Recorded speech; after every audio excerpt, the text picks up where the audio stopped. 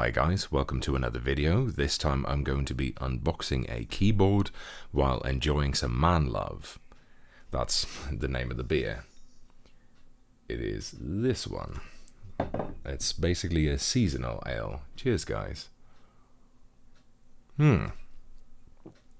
Delicious, very refreshing, especially in this hot weather.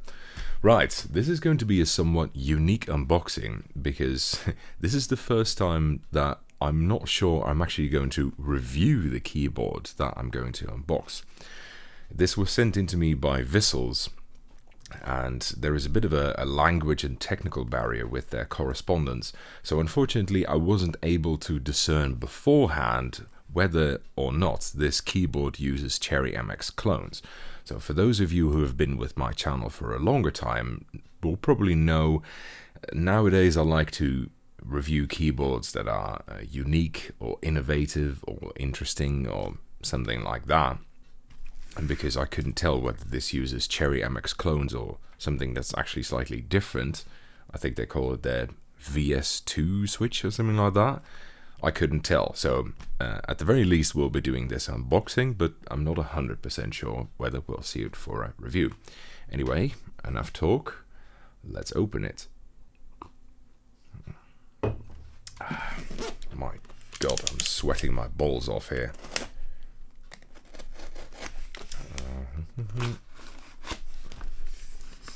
I got this in a few days ago already. In fact, I have another keyboard sitting just next to me that I also need to unbox, which is good because it had been a while since somebody sent something to me, and nowadays my channel is entirely dependent on donations. Has been for 2 or 3 years by now, so it's good to get some new stuff in again.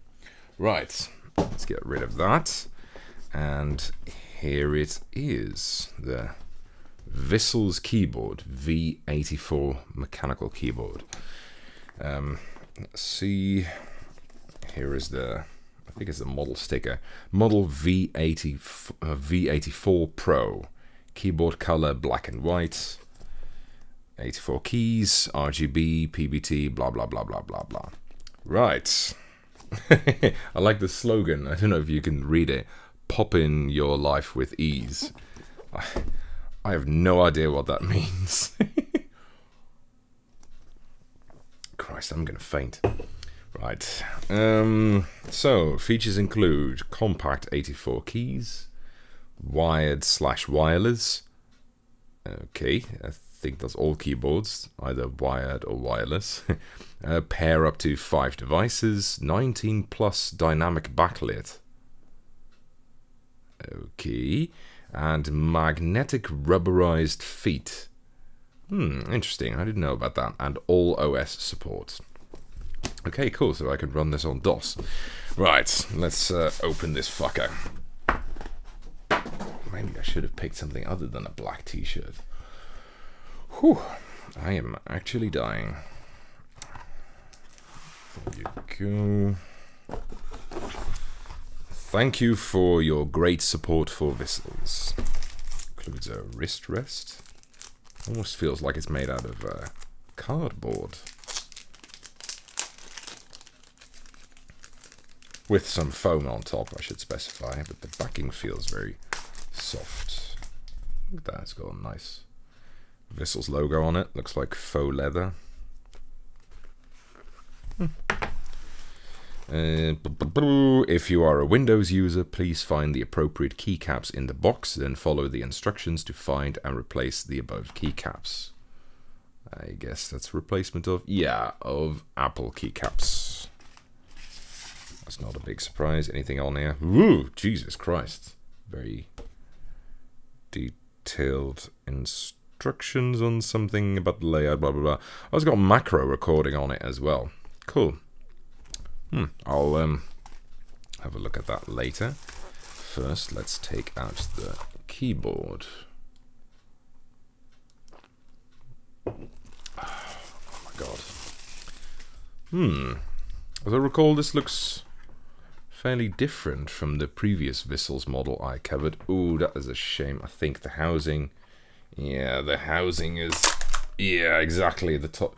gee, this is nothing. Nothing. This weighs, what, 2 grams? Okay, that's...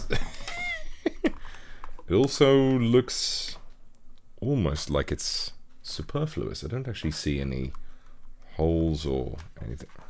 I think this might be purely cosmetic. Still really weird though. Just let's go. Get rid of that.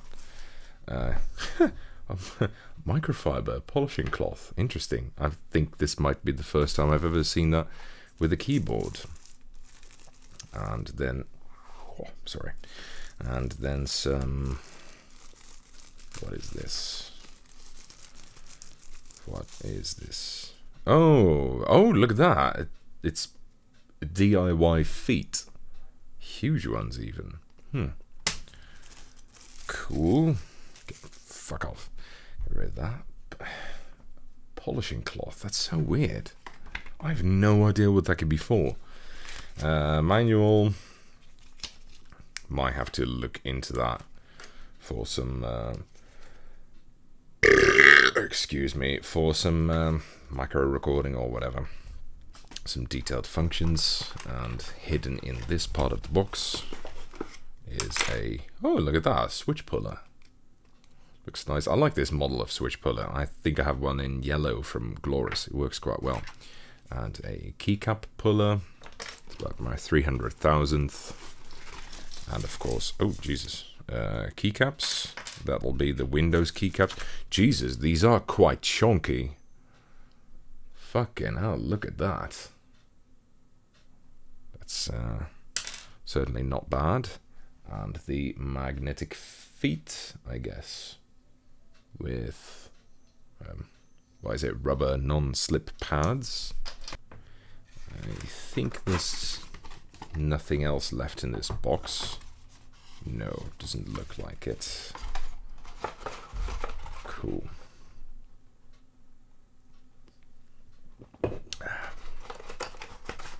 Very nice. I was going to go for an Imperial Stout, but maybe I'll wait until it's a slightly colder day. I'll get rid of this box for a second. See if we can connect it up. Standard looking USB-C cable. This housing thing is really weird. It just falls off. It clicks back into place easily enough. But,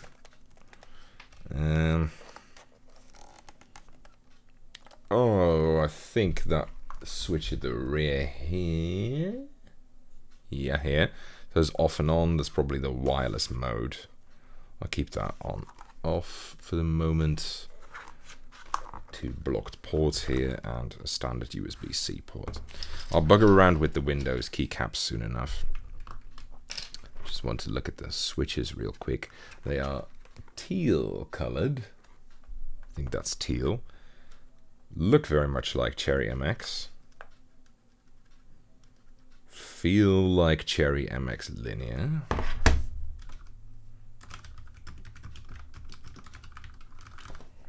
I'll have to open them up and take a look inside. Might as well. Motherfuckers. Get off you. Considering they gave me a switch puller, it's probably a hot swappable keyboard. Yeah, and it is. There you go.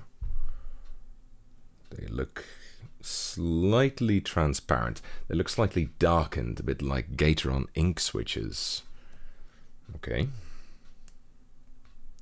They got single large side tabs, which in my experience are a bit harder to open than the 2 pairs of side tabs that you get on genuine Cherry MX switches. So far it looks like MX switches though. Let's have a look. Just going to use a knife to open this. Yeah, interesting. If this is actually a Cherry MX clone switch, that'll be disappointing because I was hoping to cover a new switch type. Yeah, okay. I don't think I'll be able to show that on camera very easily because it's focused on the wrong distance. But this to me looks pretty MXy. I would definitely say that this is for sure a Cherry MX clone switch. Absolutely. The shape of the housing is ever so slightly different, but it works in exactly the same way. The plunger is pretty much the same shape, exactly the same shape. So yeah, I'm going to treat this as a Cherry MX clone switch. Motherfucker, get back together, you.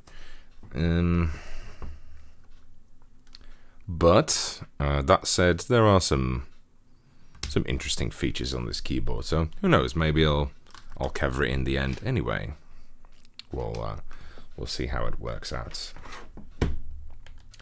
For now, let's plug this fucker in. I'll just unplug my current keyboard. You can see a tiny bit over here. I'll definitely be covering this at some point. That's a quite interesting keyboard.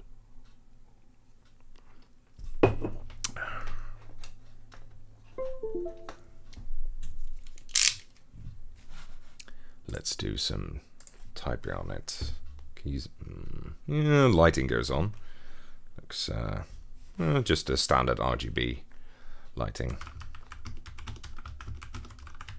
Okay, it's kind of wobbly because it's sitting on a cable.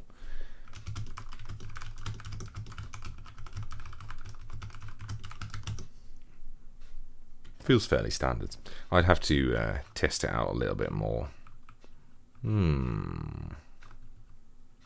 Mental note to myself. I can already feel something interesting about these switches. But I don't know. Maybe I'll cover this in a review. Right. So, what else is there to say? For the moment, I think not that much. Well, I can try at the legs, I guess. The feet, I mean, sorry. Let's plug this out for a sec. Jesus. Plug this out for a second. And this goes where? Well, this is, it just goes on. Okay, it just goes on top of these. Interesting. Interesting. So you can keep the normal feet or you can raise them with this.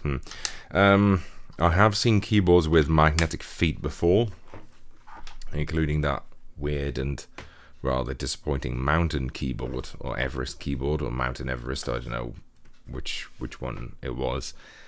The problem with magnetic feet like this is that they can get lost, whereas keyboards that, I mean, feet that you can just screw out or adjust, obviously you can't lose. So while this seems like a nice gimmick, I don't think it's actually an advantage.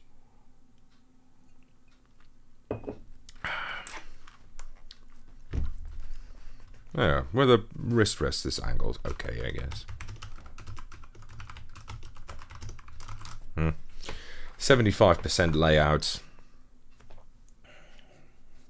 even though it's got 84 keys, I guess. Basically, 75% is a lot of keys crammed into each other. Right. Well, I don't know. I'll have to think about whether I'm going to cover it in a review. At the very least, that was it for this unboxing video. I hope you guys enjoyed it, and see you soon with another unboxing. Bye, guys.